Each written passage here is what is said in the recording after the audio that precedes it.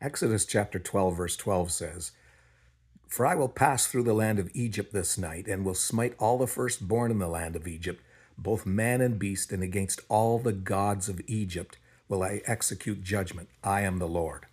Of course, that's God speaking to Moses. And this was the night of the Passover when God said that. It was the 10th and final plague. And so all of Egypt's firstborn, man and beast, would be slain, except the Hebrews, because they were behind the blood-stained doorway.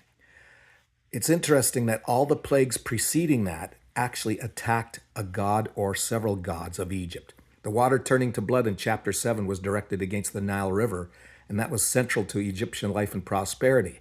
And the gods included Hapi, Khnum, and Osiris. Frogs in Exodus chapter 8. It was a direct affront to Keper, the god of creation and rebirth, and to Heket, the frog-headed goddess of childbirth and fertility. Lice in chapter 8. This plague was aimed at the god Geb, the god of the earth, and the god of the sun, Ra, as it was believed that lice were created from the earth. And the flies in chapter 8, it was a challenge to the god Khepri, who also was associated with the scarab beetle and creation. The diseased livestock in chapter 9, it was targeted against the Apis bull and other livestock deities, including Min, the god of procreation, and Hathor, the goddess of childbirth. And boils in chapter 9, the plague of boils was a direct attack on Isis and the god of medicine, Sekhmet. The hail in chapter 9 was a plague challenging the sky and air deities, Nut and Shu, as well as the moon god Thoth.